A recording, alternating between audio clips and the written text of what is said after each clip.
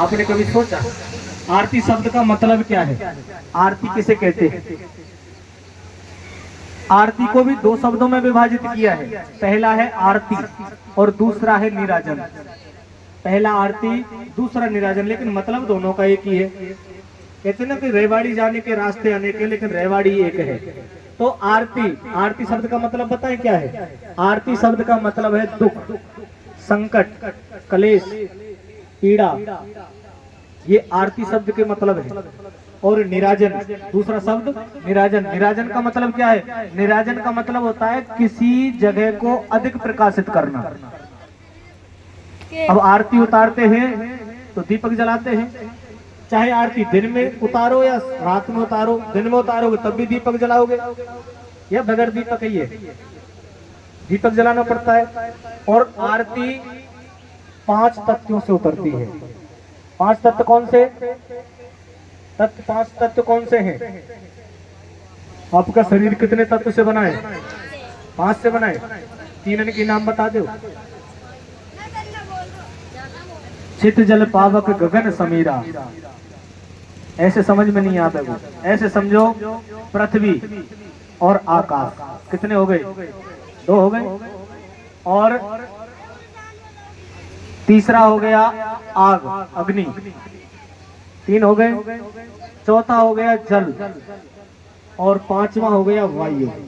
इन सबसे मिलकर के ये हमारा शरीर बना हुआ है। तो जो आरती उतारी जाती है ये 5 तत्वों से उतारी जाती है। ठीक वैसे ही तुम्हारे घर में अगर बच्चे को नजर लग जाए तो वो भी 5 तत्व में से किसी से भी उतार सकते हो, जहां तुम्हारा जैसे मन करे। अब ऐसे समझिए, अब आरती का मतलब है दुख। और कई माताएं कहती हैं बोले आरती कर लो, तो ये करना तो गलत है।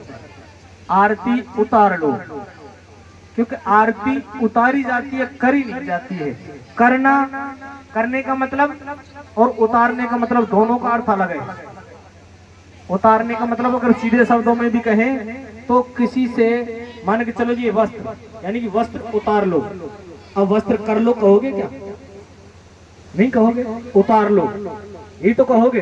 तो मान के चलो जैसे सर पे बाल है, अगर हम बाल काटने वाले के पास जाएंगे तो वो बालों को उतारता ही तो है, या बालों को करता है?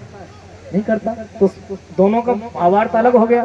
तो आरती उतारना, आरती करना गलत हो जाता है। अब दूसरी बात, यह प्रमाण रामचरितमानस में भी मिलता है। एक चौपाई आती है, एक चौपाई आती है जो माता गौरा ने भगवान भोलेनाथ से कहा, उमा आज आरत प्रभु देखे। उमा, उमा किसको कहते हैं? माता गौरा को। उमा आज, यानी कि माता गौरा ने ये कहा है कि माता गौरा ने प्रभु श्री राम को आरत प्रभु देखे। आरत माने दुख में, यानी भगवान श्री राम को दुख में देखा है। आरत माने दुख। और मैंने क्या बताया आरती का मतलब? दुख, संकट, ग्रह, कलेश, पीड़ा, ये आरती का मतलब है। तो जब हम भगवान की आरती उतार रहे होते हैं तो दीपक जलाते हैं। दीपक क्यों जलाते हैं? कि प्रभु, दीपक का मतलब क्या होता है? अंधेरे में अगर दीपक जलाते हैं तो क्यों जलाते हैं? प्रकाश के लिए। और प्रकाश से क्या मिलता है? हमारी आंखों को ऊर्जा, इसलिए हम उस चीज को देख पाते हैं, यानी कि देखने के लिए दीपक जला रहे हैं। ठीक वैसे ही भगवान के सामने जब हम आरती उतार रहे हैं तो हमारी नजर कहाँ होती है? घर पे, तो भगवान पे, दीपक पे। दीपक को देख के आरती उतारे, फिर भगवान को कौन देखेगा? जब हम आरती उतार रहे हैं तो हमारी नजर ठाकुर पे होती है। अब दीपक पे तो यूं देखेंगे तो दीपक तो घर जला ले करो, फिर वैसे जला जंगल को जला ले जा करो।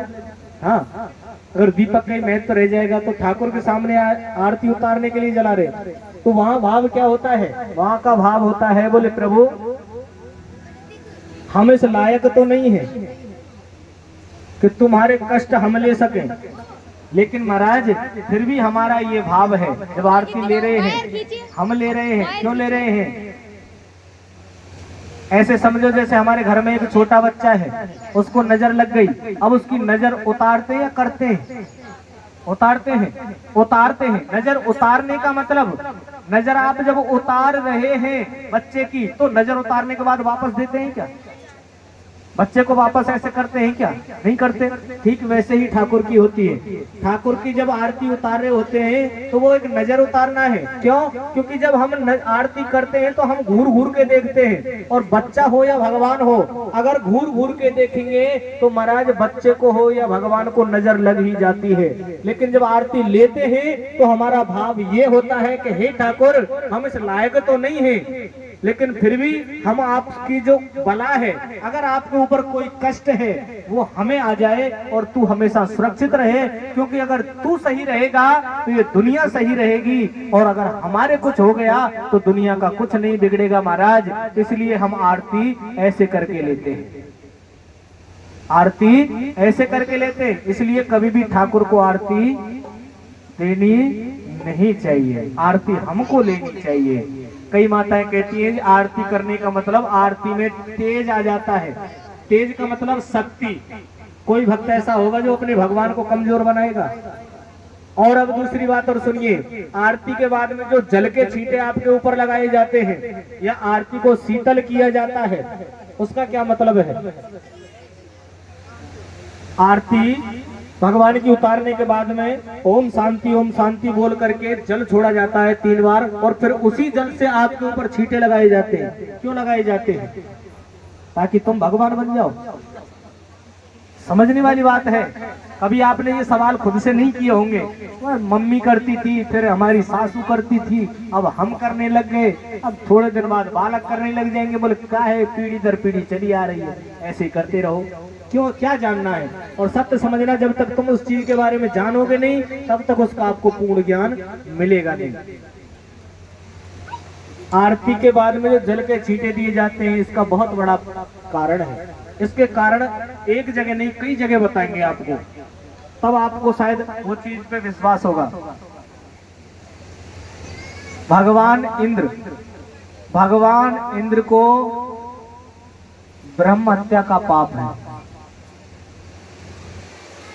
भगवान इंद्र जो थे, भगवान इंद्र को ब्रह्म हत्या का पाप है। ब्रह्म हत्या का मतलब समझते हैं? ब्राह्मण हत्या, या जो जिस पुरुष की हत्या की गई हो वो है पुरुष बहुत बड़ा ज्ञानी हो, उसको मार देने से ब्रह्म हत्या का पाप लग जाता है। जरूरी नहीं है कि ब्राह्मण को मारने से लगे। अगर तुमको वेदों का थोड़ा सा भी ज्ञान है तो तुम ब्रह्म हो गए, यानी कि ब्रह्म को जानने वाला, तो उसको मारने से ब्रह्म हत्या का पाप लगेगा। और उसके बाद में जब इंद्र को ब्रह्म हत्या का पाप लगा तो इंद्र बड़ा परेशान हो गया। बोले महाराज अब कैसे छुटकारा मिले? भगवान ब्रह्मा के पास गया, ब्रह्मा से कहा, बोले महाराज कोई तो उपाय बताओ। तो सभी देवताओं ने मिलकर के इंद्र को जो ब्रह्म हत्या का पाप लगा था उसको 3 जगह बांट दिया, यानी इंद्र से लेकर के 3 जगह बांट दिया। उसमें से प्रथम जगह जो दी गई वो अग्नि को दी गई। प्रथम जगह अग्नि को दी गई।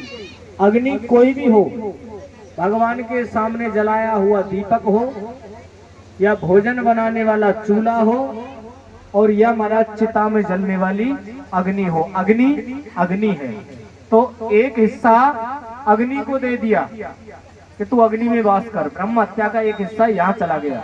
तो महाराज जब आरती हो जाती है उसके बाद जो जल छोड़ा जाता है वो इसलिए छोड़ा जाता है कि अग्नि में जो ब्रह्म हत्या का दोष है वो शांत हो जाए, और उसी जल को फिर आपके ऊपर छोड़ दिया जाता है ताकि जिसने भी जो आरती ली है उसको ब्रह्म हत्या ना लगे। इसलिए आपके ऊपर वह जल छिड़का जाता है। अब ये बात तो यहाँ तक की हो गई। अब पुरानी माताएं, आजकल की तो गैस पे भोजन बनाने, आजकल ना पता धुआं आकर को कितने नुकसान करे। हाँ, सिलेंडर खत्म हो जाए, पति को फोन करे और महाराज 2 सिलेंडर लेकर आओ, एक एक्स्ट्रा एडवांस में रखो। लेकिन पहली जो माता चूल्हे पे भोजन बनाती थी, चूल्हे पे जब भोजन बनाती थी तो जब आटा लगाने के बाद जो जल का लोटा या जल का कोई भी पात्र बच जाता था तो उसे अपने चूल्हे के सामने ही रख लेती थी। अब अग्नि में जो रोटी सेकती थी उस रोटी को पकड़ के और उसी के ऊपर धड़ाम से मारती थी। जो बर्तन होता था पानी का, जो बर्तन होता था उसी पर झाड़ती थी, उसको झाड़ती थी या नहीं झाड़ती है, जमीन में झाड़ेगी। अब आपके यहाँ की तो पता ना, हमारे यहाँ तो आज भी चूल्हे पे जब भोजन बनता है ना तो पानी का पात्र बगल में रखा रहता है और उसी पर उस रोटी को झाड़ते हैं। क्यों झाड़ते हैं? क्योंकि अग्नि में ब्रह्म हत्या का दोष है। इसलिए जो जल बचा है, आटा लगाने का जो जल बचा है उसके ऊपर उस रोटी को झाड़ देने से ब्रह्म हत्या का पाप हट जाता है। लेकिन आजकल ब्रह्म हत्या के पाप से कोई ना डरता। अब तो गैस पे सोकी, गैस पे रोटी सेकी और सीधी पति को दे दी। अब चाहे ब्रह्म हत्या को पाप लग चाहे गौ हत्या को पाप लग, है ना, छोटी छोटी बात। तो ये वो प्रमाण मिल रहे। और पहले आटा लगा के पीछे आटा क्यों लगा देते थी, उसका कारण क्या है बताओ? उसका कारण क्या है? आजकल की ना लगाना, आजकल की तो धैड़ पैड़ बस आटो लगाए और ले पति को टिफिन लगाओ और पति देव जाओ अब तुम आते, ऐसी करती है ना। तो उसका क्या कारण है? पहले हमारे यहाँ बताया सनातन धर्म में कि 5 पाप प्रतिदिन कोई कर सकता है, किसी से भी होंगे, कितनी भी कोशिश कर लो बचने की नहीं बच सकते। और उन 5 पापों से मुक्ति पाने के लिए 5 यज्ञ है। पहला यज्ञ के अपने घर की पहली रोटी गाय को, पहली रोटी गाय को, और लास्ट वाली रोटी कुत्ते को। अब आप ही बता रहे हैं, मैं तो नहीं बता रहा हूं। पहली रोटी और लास्ट की रोटी कुत्ते को। तो हमारी जो पहली माताएं थी आटा लगाने के बाद पहले का आटा लगाकर पीछे लगाती थी थोड़ा सा। उसका क्या मतलब था कि जो जल्दी वाला खाने वाला भोजन करने वाला है उसको सीधे बना के दे देती थी। क्यों? क्योंकि जो गाय का हिस्सा था वो पीछे है, इसलिए जो लास्ट में बचेगा जाने वाला खा के चला जा, कोई दिक्कत नहीं है। क्योंकि जो गाय का हिस्सा है वो पीछे लगा दिया है, पीछे बनेगा तो गाय को पहुंच जाएगा। लेकिन आजकल तो लगाती नहीं है।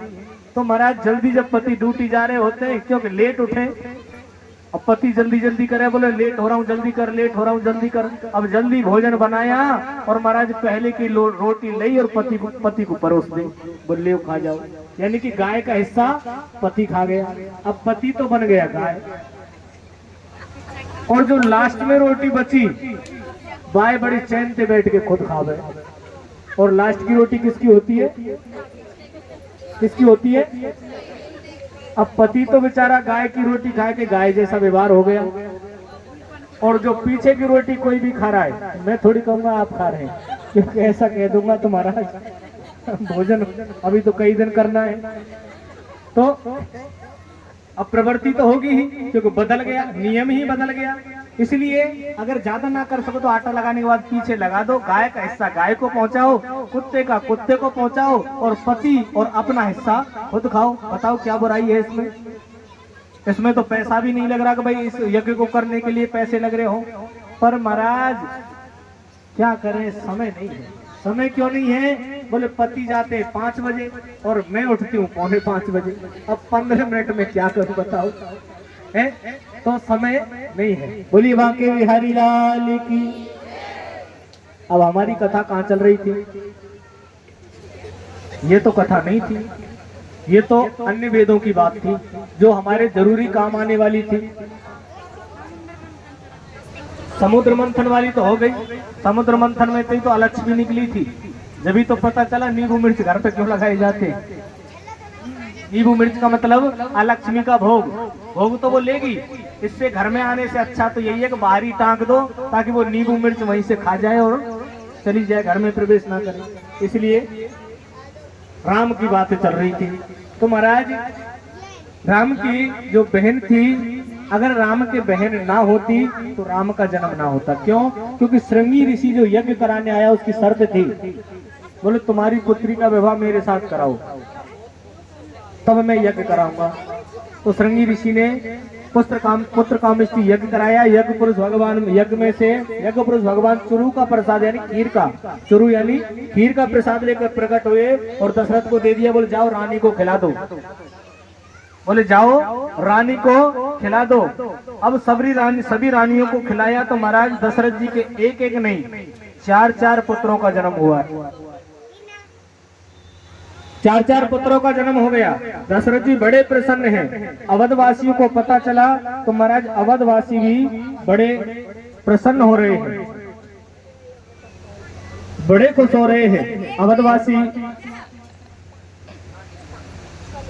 जब राम का जन्म हुआ तो माता कौशल्या ने देखा तो माता कौशल्या ने सुंदर आरती की थाली को सजाया और आरती की थाली को सजा करके आज भगवान श्री राम की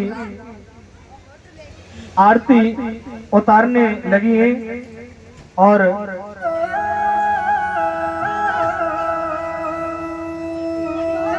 भगवान को निहारने लगी है।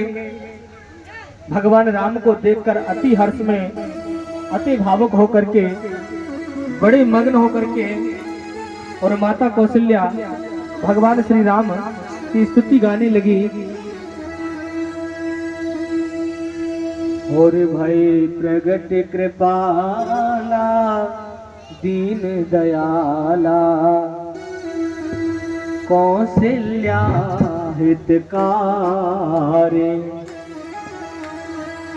और हर सिद्ध में है तारी मन मन हारे अद्भुत रूप विचारे लोचन अभिरामा तन भन श्यामा निज आयुध बुझ जारे वन माला नयन विशाला तो वसंत करारे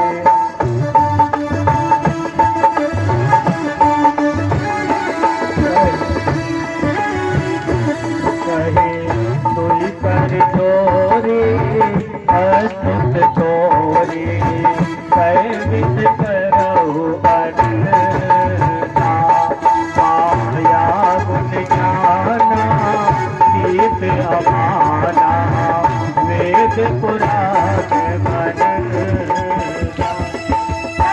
सुख सागर संग मोड़या कर जहि का वैसी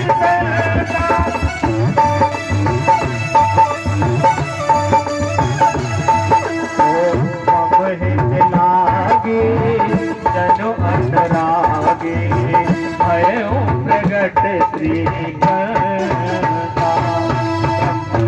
काया निर्मित माया रोम रोम कित वेद कहे पवन और सोमासी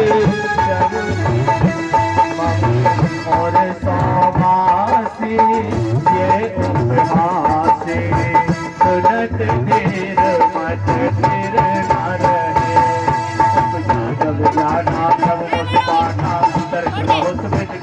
चढ़े गई सदा सुनाई बात बुझाई एक कार्य सुख माता बोली सोमत बोली सजौता दिए रूपा लीला अत प्रियशीला ये सुख परम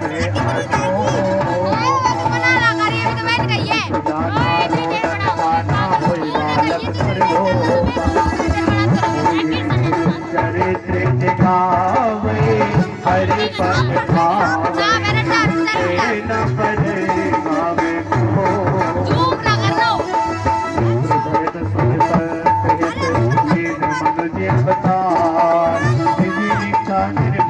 चलो माया गुण गोपाल लगन जिया राम जय राम प्रभु धाम जय सभी माताएं बैठ गए। पंडित जी ओ पंडित जी होगी तुम नीचे ही का होगी तो ये मैया खड़ी हुई जब तुम कह ना सके इनसे इनसे यूँ कह देते बैठी रहो मैया सबको आरती नहीं मिल जाएगी तो सबके लिए थोड़ी होता है एक को कर देते खड़े इनसे किंगे जब ही समझेंगी पर तुम इनसे कहना है सभी बैठ जाए, मत हो, सबके पास आरती वही पहुंच जाएगी। सब आप बैठे बैठे आरती लेना। देखिए अगर सब खड़े हो जाते हैं ना तो 10-15 मिनट ऐसे ही खराब हो जाती है। आप नीचे से मान लो, देखो कोई भी चीज हो, आरती हो या पूजा हो या अर्चना हो, जो भी हो, भाव की है। अगर भाव नीचे से आपका बन गया ना तो समझ लेना कि आपकी स्वीकार हो गई। और अगर भाव नहीं है तो सब जना थारी लेके लटकी रहो, कुछ नहीं है, भाव से होता है। इसलिए एक बहन जी के लिए पकड़ा दो, किसी के लिए, इनके लिए दे दो, सबको दे देंगे आरती। या बच्चा को पकड़ा दो, ये बच्चा दिया लोग सबको। बोलिए बांके बिहारी लाल की, बोलिए रामचंद्र भगवान की। जब राम का जन्म हुआ तो मैया ने देखा, अब मैया भगवान की तरफ देखने लगी, राम जी की तरफ। राम जी की तरफ मैया देखनी, भगवान कहने लगे, बोले मैया क्या देख रही हो? बोले बेटा मैं देख रही हूँ तू कैसे जन्म लेके आए हो। बोले क्यों? बोले बालक को ऐसा आवे जन्म लेके। बोले कैसे आवे? बोले जब बच्चा जन्म लेता है तो महाराज वो तो नंगा आता है, वो तो बाबूजी बन के आया सूट बूट पहन के। बोले ऐसे थोड़ी आप, अगर किसी ने देख लिया तो कोई ना कहे तो कि मेरा छोरा है, सब झुकेंगे भगवान है। बोले क्यों मैया?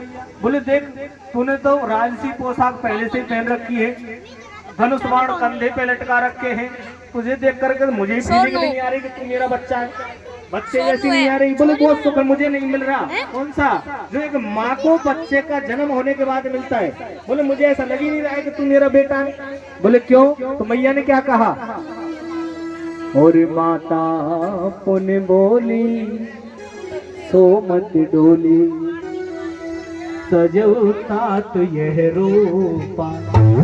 माता पुन बोली, माता कहने लगी भगवान राम से, तजऊ तात, तात माने बेटा, तजहु, तजहु माने छोड़ दो। बोले बेटा जिस रूप में तुम आए हो ना, इस रूप को त्याग दो। तजहु तात यह रूपा। बोले इस रूप को त्याग करके मुझे क्या करना है? क्या करना है?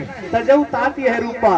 और कीजे शिशु लीला, शिशु माने बच्चा। बोले बच्चे की तरह लीला करो। बोले उसके लिए क्या करना है? बोले कपड़ों को उतार दो, नंगे बदन हो जाओ, और जो इतना विशाल तुम्हारा शरीर है, जो विराट रूप में तुम आए हो ना, इसको त्याग दो और छोटे छोटे बच्चे बन जाओ।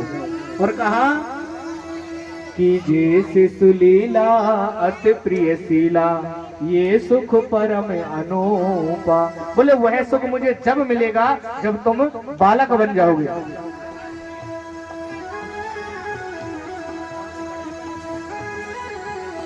और कहा जब इतनी बात भगवान ने सुनी तो महाराज अपने रूप को त्याग दिया और बच्चे बन गए।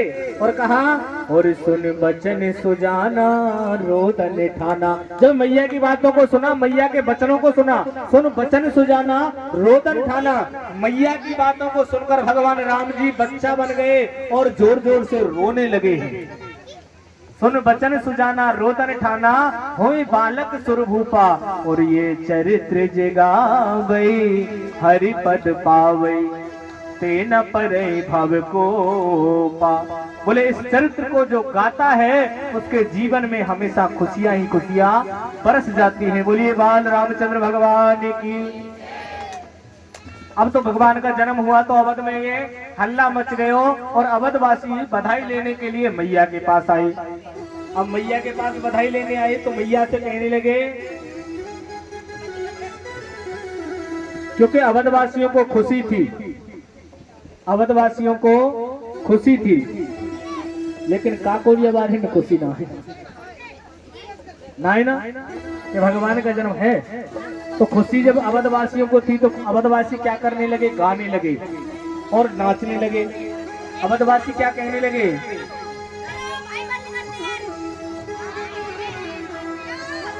और जन्म है चारों भैया, अवध घर बाजे बधैया। और बाजे बधैया प्यारे बाजे बधैया। और जन्मे है राम रघुरिया, अवध घर बाजे बधैया।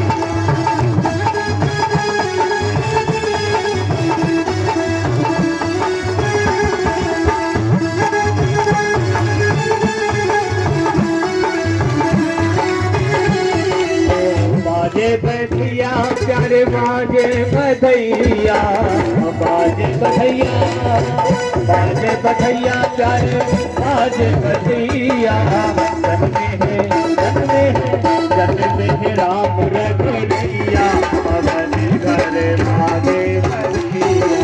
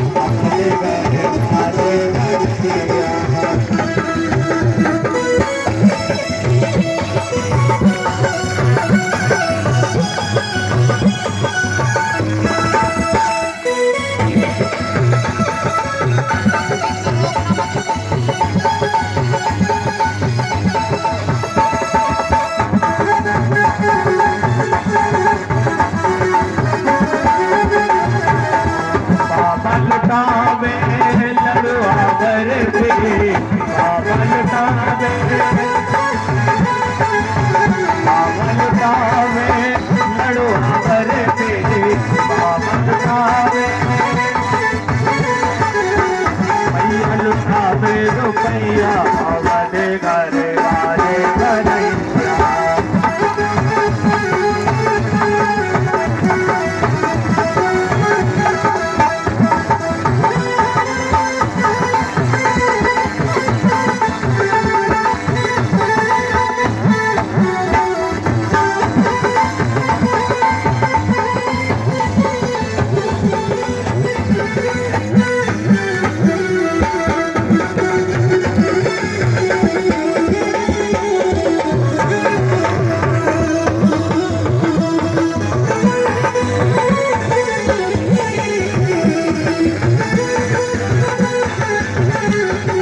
नगर के सब किनारे अवध नगर के सब किनारे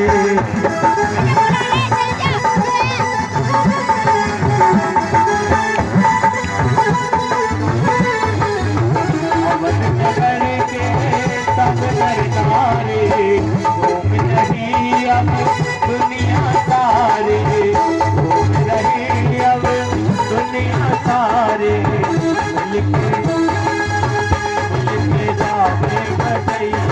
अपने घर भाते गरैया जन में राम रघुरैया अपने घर भाते गरैया।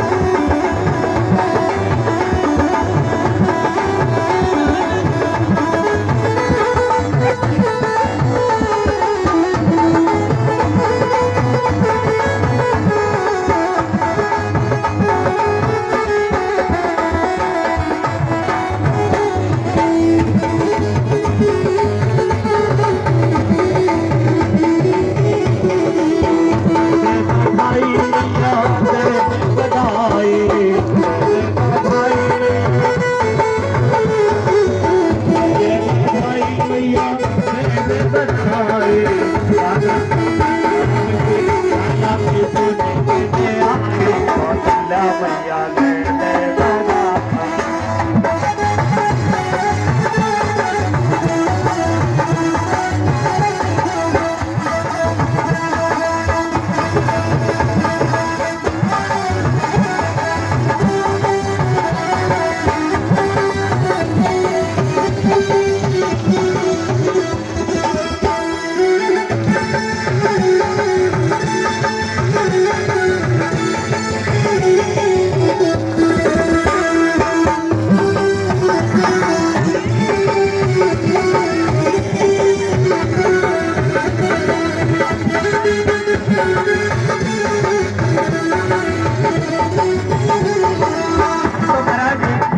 इस प्रकार से अवध में बधाइयां बंटने लगी हैं। और जैसे ही राम का जन्म हुआ तो विश्वामित्र जी को पता चल गया। और विश्वामित्र जी को जब पता चला तो महाराज विश्वामित्र जी दशरथ जी के घर आ गए, महल में आ गए। और दशरथ जी ने प्रणाम विश्वामित्र को किया और विश्वामित्र से कहा, बोले कहो मुनिवर कैसे आगमन हुआ। बोले महाराज हमने सुना है कि तुम्हारे घर में पुत्र रत्न की प्राप्ति हुई है। बोले तुम्हारे पुत्र हो गए। बोले महाराज तुम्हारी कृपा से एक नहीं चार हो गए। बोले अब तक एक भी नहीं था, लेकिन अब तुम्हारी कृपा से यानी संतों की कृपा से महाराज एक नहीं चार हो गए। बोले तो बड़ी सुंदर बात है। तो विश्वामित्र जी ने क्या कहा, बोले भैया ऐसो कर मेरे बड़े छोरा मुख दे दे, यानी तेरे बड़े पुत्र को तू मुझे दे दे। दशरथ जी कहने लगे, बोले बताओ विश्वामित्र जी, गांव बसा नहीं भिखारी पहले आ गए। बोले महाराज कितनी मुसीबतों के बाद मैंने छोरा की शकल देखी है, अब जन्म भयो ना जाओ तो पहले तुम ले भी नहीं, और वो भी महाराज तुम